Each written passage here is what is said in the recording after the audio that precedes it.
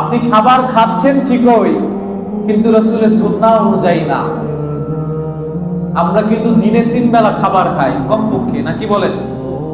কমপক্ষে দিনে 3 বেলা খাবার খাই, কিন্তু খাবারটা খাচ্ছি ঠিকই, কিন্তু আমরা খাবারটা যদি রাসূলের সুন্নাহ অনুযায়ী খেতে পারি তাহলে আমাদের লাভ আছে না নাই?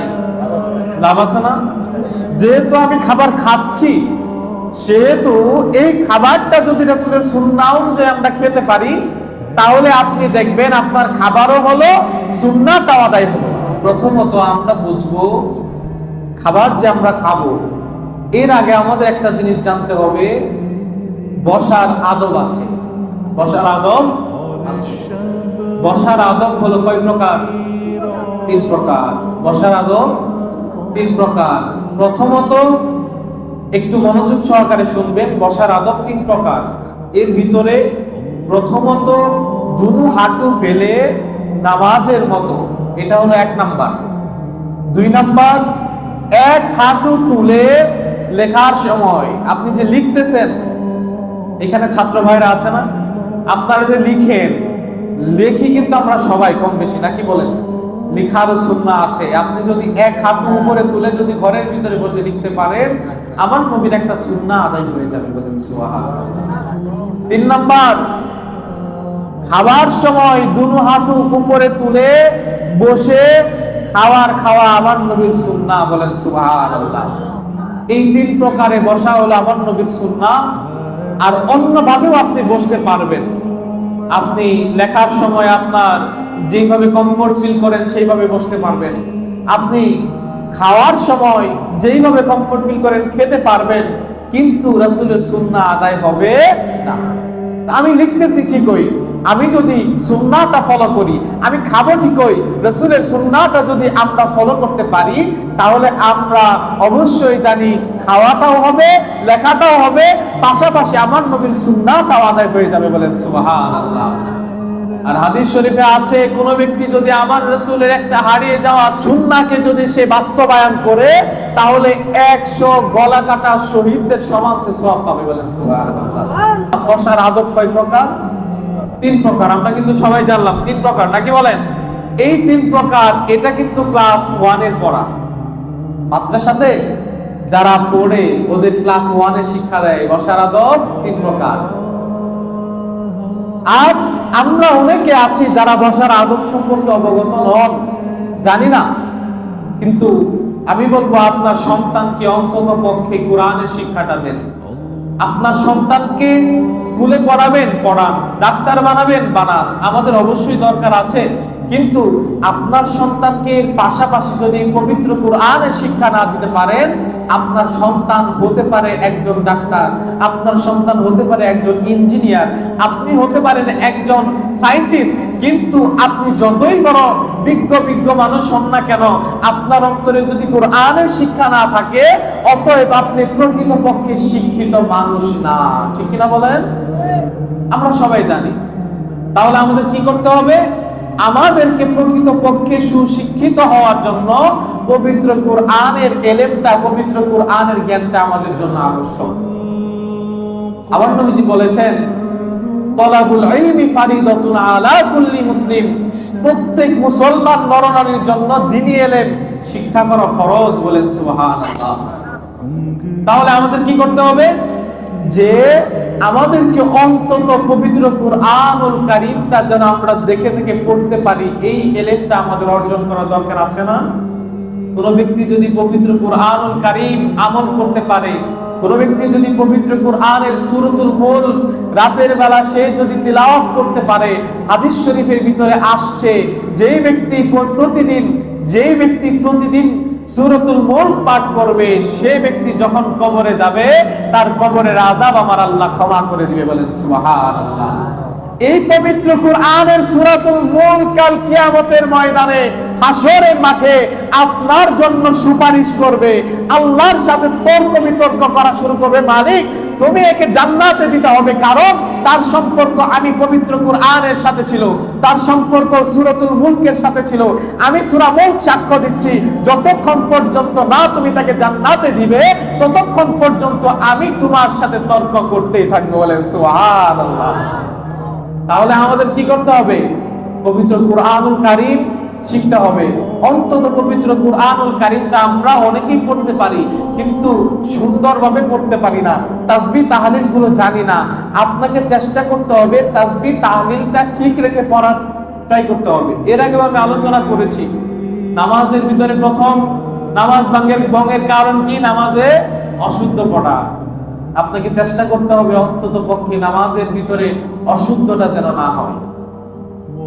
তো যেটা বললাম, আমরা জানি বসার আদব কত প্রকার? 3 প্রকার।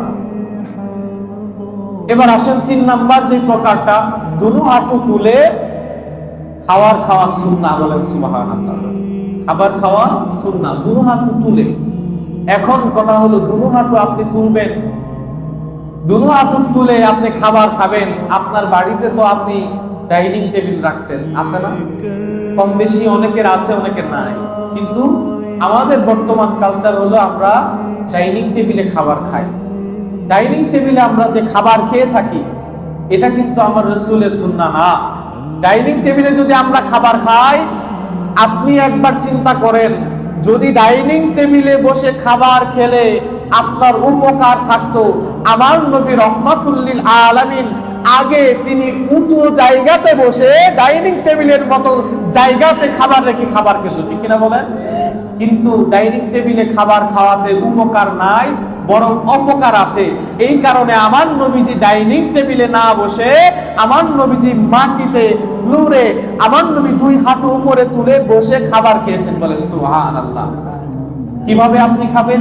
আপনার আমার বাড়িতে পীড়া আছে না, উঁচু উঁচু টুল, অত উঁচু না, কিন্তু এই ছোট ছোট পীড়া আছে না বসে খাবার খাওয়ার জন্য। আপনি যদি সেই পীড়াতে বসে খাবার খান, সেই পীড়াতে বসে যদি আপনি খাবার খান, ছোট্ট ছোট্ট টুলগুলো যেগুলো আছে সেইখানে আপনি যদি বসে খাবার খান, তাহলে আপনার 2 হাঁটু অটোমেটিক্যালি উপরে উঠে যাবে, নাকি বলেন? সেই সময় আপনার মাথাটা কিন্তু নিচের দিকে ঝুঁকবে। আপনি যখন প্লেট থেকে খাবার নিয়ে মুখে দিবেন, আপনার কিন্তু মাথাটা একটু ঝুঁকবে, পেটে হাঁটু থেকে চাপ পড়বে। যখন আপনার পেটে চাপ পড়বে, সাথে সাথে আপনার পেটে চাপ নিয়ে যখন আপনি মুখের ভিতরে খাবারগুলো দিবেন, একটু একটু করে খাবার আপনার পেটের ভিতরে প্রবেশ করবে, আর দ্রুত চাপ পড়ার কারণে আপনার পেটের খাবারগুলো ডাইজেস্ট বা হজম হয়ে যাবে। বলেন সুবহানাল্লাহ। আপনার পেটে কোনো ধরনের গ্যাস্ট্রিক থাকবে না। আমরা তো এখন অভ্যস্ত গ্যাস্ট্রিকের ওষুধের সাথে, নাকি বলেন? গ্যাস্ট্রিকের ওষুধ ছাড়া চলে না, গ্যাস্ট্রিকের ওষুধ খেতে হয়, এছাড়া অবস্থা খুব খারাপ। কিন্তু আপনি যদি রাসূলের সুন্নাহগুলো যদি অনুসরণ করেন, রাসূল বলছে তুমি এইভাবে খাবার খাও, আমরা ডাইনিং টেবিলে খাবার খাই। রাসূল বলেছেন তুমি এইভাবে বসো, আমরা এইভাবে পেটটা এইভাবে ছেড়ে দিয়ে খাইতে খাইতে গলা পর্যন্ত খেয়ে ফেলি। না না, আমার রাসূল এই শিক্ষা আমাদের দেন নাই। রাসূল বলেছে খাবার খাবেন ঠিকই, কিন্তু 3 স্টাইলে। 1 ভাগ খাবার খাবেন, আরেক ভাগ পানি খাবেন, আরেক ভাগ শ্বাস প্রশ্বাসের জন্য আপনি জায়গা খালি রাখবেন, ঠিক কিনা বলেন? এটা যদি আপনি করেন, তাহলে আপনার যখন আপনি খাবার খাবেন, খাওয়ার পরে আপনি শ্বাস প্রশ্বাসগুলো সুন্দরভাবে নিতে পারবেন। আমরা তো এমন ভাবে খাবার খাই যে আমরা নিঃশ্বাস পর্যন্ত নিতে পারি না, হয়রান হয়ে যায়, নাকি বলেন?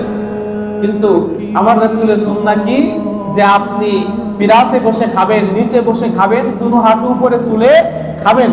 এই খাবারটা যদি আপনি খান, হ্যাঁ আপনার বাড়িতে ডাইনিং টেবিল আছে, থাকুক না, সমস্যা কি আছে? থাকুক। আপনার বাড়িতে মেহমান আসবে, আপনি কি তাদের মাটিতে বসতে দিতে পারবেন? এখন আমাদের এরকম কালচার আছে? নাই। আমরা কিন্তু মাটিতে খাবার দিতে পারবো না। যদি তেমন রিলেটিভ না হয়, আপনি কিন্তু মাটিতে খাবার দিতে পারবেন না। আপনাকে কি করতে হবে? ডাইনিং টেবিলে খাবার দিতে হবে। হ্যাঁ, আপনি গেস্টের জন্য ডাইনিং টেবিল রাখতে পারেন, কিন্তু আপনি আপনার ফ্যামিলিতে রাসূলের সুন্নাহটা চালু করে দেখেন না। আপনার সন্তান, আপনার স্ত্রী, আপনার পুত্র যারা আছে, আপনার মা বাবা, তাদেরকে নিয়ে আপনি যখন ঘরের ভিতরে একসাথে বসে রাসূলের সুন্নাহ অনুযায়ী খাবার খাবেন, আমার আল্লাহ সেইখানে বরকত দান করবেন। বলেন সুবহানাল্লাহ। এবার আসেন, উপকারটা কি? দুনো হাঁটু উঠে যদি আমরা খাবার খাই, 1 নাম্বার যেটা বললাম, পেটের ভিতরে চাপ পড়বে, আপনার খাবারগুলো দ্রুত হজম হবে, পেটের ভিতরে গ্যাস্ট্রিক থাকবে না। এবং কি আপনি দেখবেন যে অল্প বয়সে আমাদের যুবক ভাইয়েরা তাদের পেটের ভুঁড়ি বেড়ে যায়। ভুঁড়ি বাড়ে না? অল্প বয়সে ভুঁড়ি বাড়ে। সকালবেলা করে কি করতে হয়? জগিং করতে হয়। সকালবেলা আধা ঘন্টা করে জগিং করতে হয়। কিন্তু আপনি যদি আবার রাসূলের সুন্নাহটা অনুসরণ করেন, আপনি তো ডাইনিং টেবিলে খাবার খান, এইভাবে যখন আপনি খাবার খেতে থাকেন, পেটটা ভরে ভরে খাবার খাবেন, আপনি বুঝবেন না আপনার খাবার কিন্তু যথেষ্ট হয়ে গেছে। আপনি যদি এইভাবে টান করে বসেন, আপনি বুঝবেন না, বেশি খেয়ে ফেলবেন। তখন আপনার পেটের ভিতরে একটু একটু করে চর্বি বাড়বে, একটু একটু করে ঘুরে ঘুরে বাড়বে।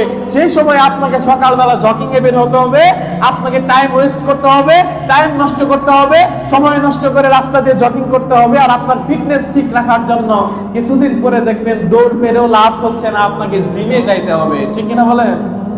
এটা কিন্তু বাস্তব। জিমে যেতে হবে। কেন? মাসে মাসে 1000, 1500, 200 টাকা দিয়ে আপনি জিমে যাচ্ছেন ঠিকই, কেন আপনার জিমে যাওয়ার কোনো প্রয়োজন নাই। আমার রাসূলের দেহ মুবারক কত সুন্দর ছিল আপনারা জানেন। আমার রাসূলের দেহ মুবারকের গঠনটা অনেক চমৎকার ছিল, অনেক সুন্দর ছিল।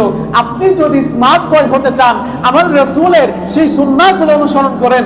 আমার নবী কিভাবে খাবার খেয়েছেন, আপনি 5 ওয়াক্ত নামাজ পড়ার জন্য মসজিদে যান, গিয়ে আপনি 5 ওয়াক্ত নামাজ পড়েন। আপনাকে জগিং করতে হবে না, ব্যায়াম করতে হবে না, জিমে যেতে হবে না, দৌড় পাততে হবে না, কিচ্ছু করা লাগবে না। আপনি 5 ওয়াক্ত নামাজ এই মসজিদে আসবেন, এনি টাইম 5 ওয়াক্ত নামাজ পড়বেন। বাড়িতে খাবার খাওয়ার সময় আপনি রাসূলের সুন্নাহ অনুযায়ী খাবার খাবেন। জিম করার যে ফায়দা আপনি নামাজের মাধ্যমে সেটা হাসিল করতে পারবেন। আপনার পেটের ভুঁড়ি বাড়বে না। আপনি যেইভাবে চাপ দিয়ে খাবেন, পেটের ভিতরে কোনো গ্যাস্ট্রিক হবে না, আপনার পেটের ভুঁড়িগুলো বাড়বে না, এবং কি দ্রুত আপনার পেটের খাবার হজম হয়ে যাবে। আপনার ফিটনেস ঠিক রাখার জন্য রাসূলের সুন্নাহ যথেষ্ট। ঠিক কিনা বলেন? বর্ষার আদব কয় প্রকার? 3 প্রকার। 3 নম্বরে খাবার নিয়ম কি? দুনো হাতে উঠে তারপরে বসতে হবে। আমরা তো বুঝেছি নাকি বলেন? আমরা আমল করব তো? আমি এটা বললাম, আপনি বাড়িতে খাবার কিন্তু 3 বেলা খাচ্ছেন, কিন্তু এই 3 বেলার মধ্যে যদি সুন্নাহটা অনুসরণ করেন, আপনার কিন্তু উপকার একটা না। সুন্নাহটাও আদায় হচ্ছে, খাবারটাও হচ্ছে। আমার আল্লাহ সুন্নাহ আদায় করার কারণে আপনার খাবারের ভিতরে বরকত দান করবেন, এবং কি শুধু তাই নয়, আপনার শরীর গঠনের ক্ষেত্রে আপনার সুন্নাহ ফলো করলে জিমে যাইতে হবে না। এবার আসেন যে আমরা খাবার যখন সামনে আসবে, আমাদের সামনে যখন খাবার আসবে, আমাদের করণীয় আছে। করণীয় কি? খাবার যখন সামনে আসবে, আপনাকে একটা দোয়া করতে হবে, আল্লাহুম্মা বারিক লানা ফিমা রাযাকাতানা ওয়া কিনা আযাবান নার। বলেন সুবহানাল্লাহ। দোয়া, এই দোয়াটা আপনারা পড়বেন, আমার আল্লাহ আপনার খাবারে বরকত দান করবে। বলেন সুবহানাল্লাহ। বরকত দান করার মালিক কে? জোরে বলেন কে? আপনি যদি আমার রাসূলের সুন্নাহ অনুযায়ী আপনি চলেন, আমার আল্লাহ আপনার খাবারে বরকত দিবে কি দিবে না? দিবে। আপনি দেখেন, আমি একটু আমার দিকে মনোযোগ দিবেন যুবক ভাইরা। আমি বলতে চাই যে আমাদের বাংলাদেশের এখন বর্তমানে যুবক ভাইরা আছে, যুবক যখন তার গার্লফ্রেন্ডের হাত ধরে রেস্টুরেন্টে প্রবেশ করানোর পরে তার সামনে যখন খাবার আসবে, আপনি দেখবেন মোবাইল বের করেছে, সে সেলফি নিতে কিন্তু ভুলবে না। অথচ তার সামনে যে খাবার আসছে, সে আল্লাহর নামটা বিসমিল্লাহির রহমানির রহিম বলে যে খাবার শুরু করবে, এটা কিন্তু ঠিকই ভুলে যায়। ঠিক কিনা বলেন? জোরে বলেন ঠিক না ঠিক? তার সামনে খাবার আসছে, আজ সে কিন্তু খাবার খাওয়া ভুলে যায়। অথচ গার্লফ্রেন্ডকে নিয়ে যখন খাবার সামনে আসে, সেলফি নিতে কিন্তু একটু ভুলবে না। অতএব আমরা বলতে পারি, এই যুবক, তুমি আমার আল্লাহকে ভুলে গিয়ে তোমার গার্লফ্রেন্ডের সাথে বসে খাবার খেতে বসলে সেলফি তুলতে ভুলো না, কিন্তু তুমি খাবারের শুরুতে বিসমিল্লাহ বলা ভুলে যাও। অতএব আল্লাহ থেকে তুমি অনেক দূরে সরে গিয়েছো। আল্লাহ থেকে দূরে সরে যাওয়ার কারণে কিছুদিন পর তুমি দেখবে, যেই গার্লফ্রেন্ডের কারণে তুমি গার্লফ্রেন্ডের সাথে মিলামিশা করে, বেগানা মহিলার সাথে, বেগানা নারীর সাথে মিলামিশা করে তুমি রেস্টুরেন্টে এসে খাবার খেয়ে সেলফি তোলো, আল্লাহকে ভুলে যাও, কিছুদিন পরে এই গার্লফ্রেন্ড তোমাকে ছেড়ে ধোঁকা দিয়ে অন্য আরেক পুরুষের সাথে হাত ধরে পালিয়ে যাবে। ঠিক কিনা বলেন? এখনো সময় আছে, আল্লাহর কাছে ফিরে আসো। এখনো সময় আছে, আল্লাহর দিকে আসো, তওবার দরজা খোলা আছে। আপনি মনে করতেছেন আপনি খোদাকে ভুলে যাইতে পারেন, কিন্তু আমার মালিক কিন্তু আপনাকে ভুলে নাই। ঠিক কিনা বলেন? আল্লাহ পাক আমাদের এই বিষয়গুলো মাথায় রাখার তৌফিক দেন। বলেন আমিন। আমার সামনে আসছে, আমাদের উপকার, আমাদের করণীয় আছে। আপনি যখন খাবার শুরু করবেন, খাবারের দোয়া আছে বিসমিল্লাহি ওয়া আলা বারাকাতিল্লাহ, বলেন সুবহানাল্লাহ। আপনি যে খাবার খাবেন বরকত কে দিবে? আল্লাহ। কিভাবে দিবে? আপনি আল্লাহকে স্মরণ করতেছেন না, আল্লাহকে ভুলে গিয়েছেন। কিভাবে আপনি খাবার খেলে আপনি মনে করেন বরকত পাবেন? বরকত থাকবে? থাকবে না। কি করতে হবে? বিসমিল্লাহি ওয়া আলা বারাকাতিল্লাহ। অন্তত এটা যদি না পারেন, অন্তত বিসমিল্লাহির রহমানির রহিম বলে শুরু করবেন। একবার চিন্তা করেন, খাবার যখন আপনার সামনে আসবে, আমার নবী রাহমাতুল্লিল আলামিন তিনি কিভাবে খাবার খেতেন? হাদিস শরীফের ভিতরে আসছে, আমার নবী 3 আঙ্গুল দ্বারা খাবার খেতেন, বলেন সুবহানাল্লাহ। আমরা কয় আঙ্গুল দিয়ে খাই? খাইতে খাইতে এই পর্যন্ত তুলে ফেলি, নাকি বলেন? এই পর্যন্ত শেষ হয়ে যায় না। আমরা এই হাদিস দ্বারা আমরা এখান থেকে ইমামগণের মত নিব। ইমামগণের মত হলো, আমার নবী রাহমাতুল্লিল আলামিন 3 আঙ্গুল দিয়ে রুটি খেতেন। কি খেতেন? রুটি। আমরা কিন্তু ভাত 3 আঙ্গুল দিয়ে খেতে পারবো না। পারবেন? 3 আঙ্গুল দিয়ে কিন্তু আপনি ভাত খেতে পারবেন না। কি করতে হবে? রাসূল সাল্লাল্লাহু আলাইহি ওয়াসাল্লাম 3 আঙ্গুল দ্বারা রুটি খেতেন। কেমন রুটি খেতেন? মোটা মোটা রুটি খেতেন। আমরা কিন্তু পাতলা রুটি খাই, নাকি বলেন? পাতলা রুটি 4টা 5টা, এমন মানুষের 10-12টা খেয়ে ফেলতে পারে। কিন্তু আমার নবী এরকম রাজকীয় খাবার খেতেন না। আমার নবী গুনাগুস্ত খেতেন না। হাদিসে আসছে, আমার নবী গুনাগুস্ত দেখেন নাই। দেখেন নাই মানে তিনি কোনো সময় রান্নাই করেন নাই। দেখবে কিভাবে? এটা করেন নাই নবী। আমরা তো গুনাগুস্ত খাই, আমরা তো রাজকীয় ভাবে চলি। আমরা রুটি একটানা পাতলা পাতলা করে বানাই, পাতলা করে বানিয়ে 10টা 15টা খেয়ে ফেলি না। আমার নবীজি মোটা মোটা করে রুটি বানাইতেন। মোটা রুটি বানার কারণে 1টা 2টা খেলেই কিন্তু পেট ভরে যাবে। এটা হলো রাসূলের সুন্নাহ। আর আপনি খেয়াল করেন, আমার নবী রাহমাতুল্লিল আলামিন তিনি যে খাবার খেতেন, তিনার ঘরে যখন রান্না হতো, রান্নার সময় ঝুল বাড়িয়ে দিতেন। আমার নবী ঝুল বাড়িয়ে দিতেন। কারণ কি? ঝুল বাড়িয়ে দেওয়ার কারণ হলো, আশেপাশে যে মানুষগুলো আছে, প্রতিবেশী আছে, তাদেরকেও যেন দেওয়া যায়। এটা আমার নবীর সুন্নাহ, বলেন সুবহানাল্লাহ। আপনারা খাবার যখন রান্না করবেন বাড়িতে, মা বোনদেরকে বলবেন যেন ঝুল একটু বাড়িয়ে দেয়, যেন বাড়িতে একজন ফকির মিসকিন আসলে তাকে যেন খাবার দেওয়া যায়। অথবা বাড়িতে একজন পাড়া প্রতিবেশী মানুষও আসতে পারে, তাদেরকে যেন খাবার দেওয়া যায়, তাদেরকে সাথে নিয়ে খাবেন। তাহলে আমার নবীর একটা সুন্নাহ আদায় হয়ে যাবে, বলেন সুবহানাল্লাহ। আমার নবী রাহমাতুল্লিল আলামিন মেলামাইনের প্লেটে খাবার খেতেন না। আমার নবী কিসের প্লেটে খাবার খেতেন জানেন? মাটির প্লেটে। মাটি কিসের প্লেটে? মাটির প্লেটে খাবার খেতেন। আমরা এই বিষয়গুলো জানি না অনেকে। আমাদের we have to know about this, যে রাসূলুল্লাহ সাল্লাল্লাহু আলাইহি ওয়াসাল্লাম কিসের ভিতরে খাবার খেতেন? মাটির। আমরা বলি কাদা অথবা শাঙ্কি বলি না?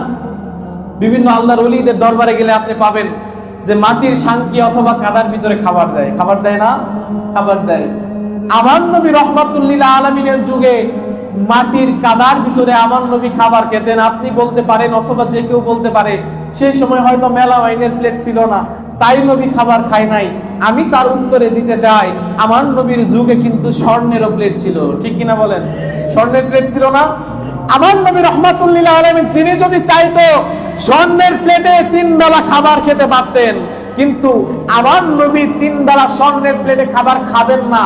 কারণ স্বর্ণের প্লেটে উপকার নাই, মাটির প্লেটে উপকার আছে। আমার নবী যদি স্বর্ণের প্লেটে উপকার থাকতেন উম্মতে মুহাম্মাদির জন্য, আমার নবী সেইখান থেকে স্বর্ণের প্লেটে খাবার খেয়ে শিক্ষা দিতেন আমাদেরকে। ঠিক কিনা বলেন? তো আমরা আল্লাহর ওলিদের দরবারে গেলে দেখতে পারি মাটির প্লেটে আমাদের খাবার দেয়। কেন? মাটির প্লেট তো ভেঙে যাওয়ার সম্ভাবনা বেশি, নাকি বলেন? আর মেলামাইনের প্লেটের দাম তো আহামরি একটা বেশি কিছু না। হাজার হাজার লাখ লাখ খাবার খায় মানুষ, তাদের জন্য মাটির প্লেটে কিসের জন্য খাবার তৈরি করা হয়? কেন মাটির প্লেটে দেওয়া হয়? এটা হলো আমার নবীর সুন্নাহ। আপনি মাটির প্লেটে খাবার খাবেন, আমার নবীর একটা সুন্নাহ আদায় হয়ে যাবে, বলেন সুবহানাল্লাহ। শখ করেও বাড়িতে আপনি মাটির প্লেট রাখতে পারেন, ইচ্ছা করেও আপনি রাখতে পারেন, মাঝে মধ্যে খাইলেন, রাসূলের সুন্নাহ আদায় হয়ে যাবে। আরেকটা বিষয়, আমার নবী রাহমাতুল্লিল আলামিন যখন খাবার খেতেন, আঙ্গুল যা আঙ্গুল আছে প্রত্যেক আঙ্গুল চেটে ফুটে একদম ক্লিন করে ফেলতেন, বলেন সুবহানাল্লাহ। আমার নবী হাদিস শরীফের ভিতরে বলছেন যে আঙ্গুল চেটে খাবা, যদি তুমি না খাইতে পারো, তোমার সন্তান অথবা ব্যাখ্যাটা এরকম যে আত্মীয় নিজের কাছের মানুষ আছে না, তাদেরকে দিয়ে তোমার আঙ্গুল চাটিয়ে শেষ করবা, তারপরেও আঙ্গুল না চেটে শেষ করবা না। আর খাবার এমন একটা জিনিস আমরা অপচয় করি। আপনি এই অর্ধেক খাইলেন না, ভাত মাটিতে পড়ে গেছে আপনি তুলে খাইলেন না, না, একটা ভাত পড়ে গেলে ওটা আপনি ধুয়ে আবার খাবেন, এটা আমার রাসূলের সুন্নাহ। বলেন সুবহানাল্লাহ। আপনার রিজিকের অভাব হবে না, আপনি রিজিক নষ্ট করবেন না। সম্মানিত হাজিরিন, আরেকটা বিষয়ে আমরা খেয়াল রাখবো, আল্লাহর ওলিদের দরবারে, বিভিন্ন আল্লাহর ওলিদের দরবারে গেলে আপনি দেখবেন যে ব্যক্তি খাবার খাবে, সেই ব্যক্তি তার প্লেটটা ধুয়ে পরিষ্কার করে আবার জমা দিতে হয়। ঠিক কিনা বলেন? ধুয়ে জমা দিতে হয় না? আমার নবী রাহমাতুল্লাহ আলাইহি বলেছেন যে ব্যক্তি ভাত খাবে, খাবার খাবে, তারপরে তার প্লেটটা সুন্দরভাবে যত সুন্দর করে পরিষ্কার করবে, সে ইন্তেকালের পর তার কবর ততটুকু পরিষ্কার থাকবে। বলেন সুবহানাল্লাহ। আপনার কবর সুন্দর থাকবে। আপনি যদি আপনার প্লেট আপনি কি করেন, বাড়িতে আপনি খাবার শেষ করে আপনি সেই প্লেটের ভিতরে হাত দিয়ে অমনি রেখে যান। আমাদের মা বোনেরা সেই খাবারের প্লেটটা পরিষ্কার করে না? পরিষ্কার করবে, ভালো কথা, কিন্তু আপনার দায়িত্ব নিজের খাবার প্লেটটা অন্তত পরিষ্কার করা, অন্য কিছু পরিষ্কার করা লাগবে না। আপনার দায়িত্ব নিজের প্লেটটা পরিষ্কার করা। আপনি যদি এটা করতে পারেন তাহলে আমার নবীর সুন্নাহ আদায় করবেন। দুরূদ শরীফ পড়েন, আল্লাহুম্মা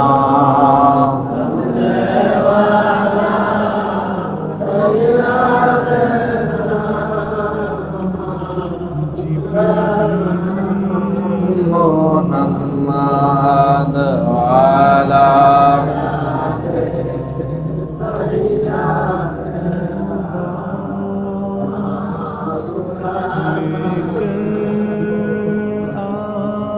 সম্মানিত হাজিরিন, আলোচনা শেষ করব। আজকের আলোচনাতে আমরা জানলাম খাবারের ভিতরে কিছু সুন্নাহ আছে। বসার আদব 3 প্রকারের ভিতরে 3 নাম্বারটা হলো দুনো হাঁটু উঠে বসতে হবে খাবারের সময়। আমরা যদি গাইডলাইন গুলো ফলো করতে পারি, আমার নবী রাহমাতুল লিল আলামিন তিনার সুন্নাহ গুলো আদায় হবে। আমার নবী রাহমাতুল লিল আলামিন বলে, কোন ব্যক্তি যদি আমার সুন্নাহ গুলো আদায় করে 100 গলা কাটা শহীদদের সমান সে সওয়াব পাবে। বলেন না সুবহানাল্লাহ।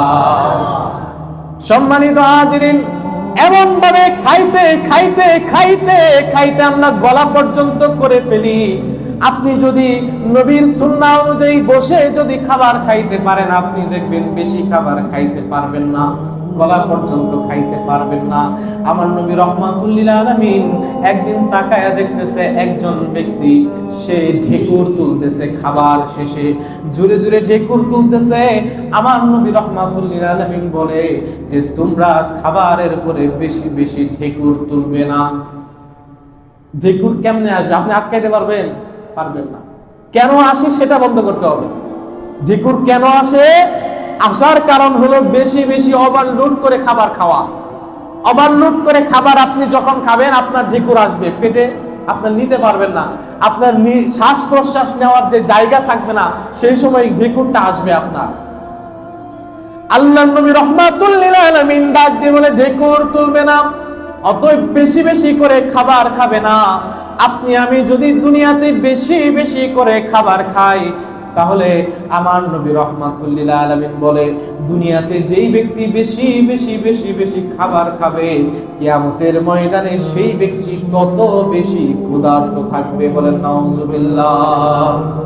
আপনি দুনিয়াতে যত বেশি খাবেন, কিয়ামতের ময়দানে তত বেশি আপনি ক্ষুধার্ত থাকবেন।